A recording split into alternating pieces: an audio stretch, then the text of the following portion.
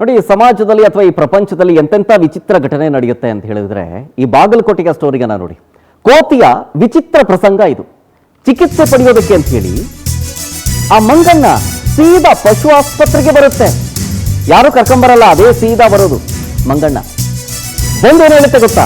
ಡಾಕ್ಟ್ರೇ, ನನಗೆ ಇಲ್ಲಿ ನೋವು, ಹೀಗಂತ ಕೈ ಸನ್ನೆ ಮಾಡುತ್ತೆ ಆ ಕಪಿರಾಯ. ಪಾಪ ತನಗಾದ ನೋವಿನ ಜಾಗವನ್ನ ಕೈ ಸನ್ನೆ ಮೂಲಕ ಆ ಕೋತಿ ಡಾಕ್ಟರ್ ತೋರಿಸುತ್ತೆ. ಕೋತಿ ನೋವಿಗೆ ಚಿಕಿತ್ಸೆ ಕೊಟ್ಟಿದ್ದಾರೆ. ಆಮೇಲೆ ಗುಡೂರು ಆಸ್ಪತ್ರೆಯ ವೈದ್ಯ ಬಿಲ್ಲೋರ ಅಂತ, ಬಾಗಲಕೋಟೆ ಜಿಲ್ಲೆ ಇಳಕಲ್ ತಾಲೂಕಿನ ಗುಡೂರಿನಲ್ಲಿ ಈ ಘಟನೆ ಆಗಿರೋದು.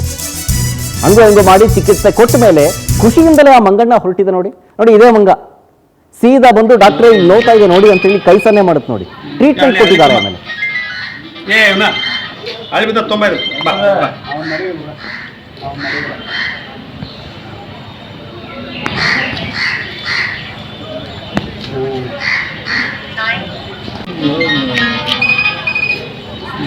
ಹಳ್ಳಿ ತುಂಬ ಹಳ್ಳಿ ಬಿದ್ದ ತುಂಬ